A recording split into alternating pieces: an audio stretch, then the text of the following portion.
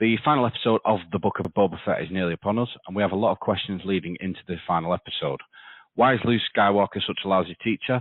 Is Max Rebo still alive? Will Lucasfilm actually give us more than 5 minutes of Boba Fett footage in the finale? As we wait for this dramatic conclusion, let's take a closer look at all the burning questions surrounding the series and the answers we hope to get before the credits roll. Where did Boba Fett go? For a series entitled The Book of Boba Fett, there is sure as a distinct lack of Boba Fett in recent episodes. The new Daimo of Mos Eisley is completely MIA in episode 5 and barely appears in episode 6. Despite the series gearing up for a big showdown with the Pike Syndicate, it basically seems as though the series has lost all interest in its main character now that his flashback storyline is completed. Now the show morphed into Mandalorian Season 2.5, which isn't entirely a bad thing. Granted, plenty of fans have pointed out that Boba Fett only showing up in a handful of scenes and barely speaking is completely faithful to his portrayal in the original trilogy.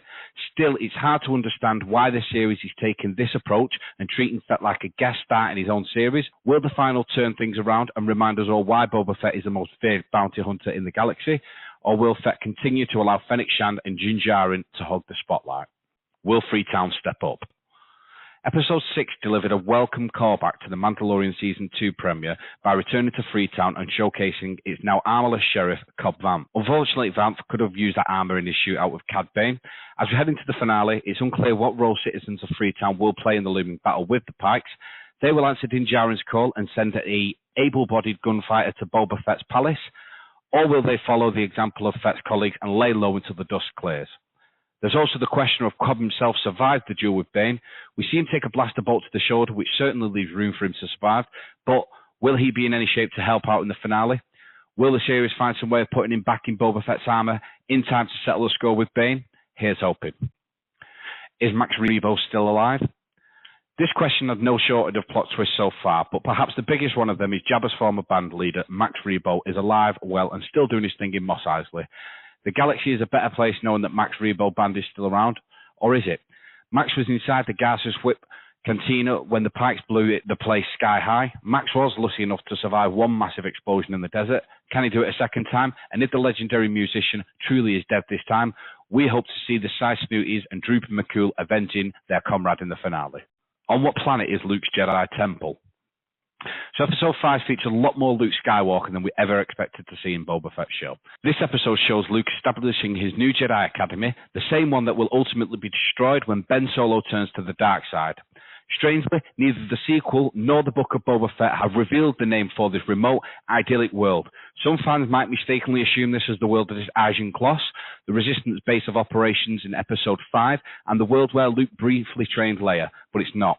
For whatever reason, the planet still has no official name.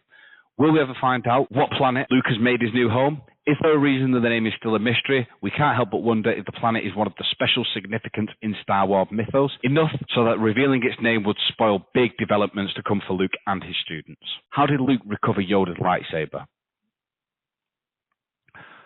Luke gives Grogu a real Sophie's Choice decision in Episode 6, forcing the little guy to choose between wielding Yoda's green lightsaber or accepting Jin's chainmail shirt gift. Why can't Grogu have both?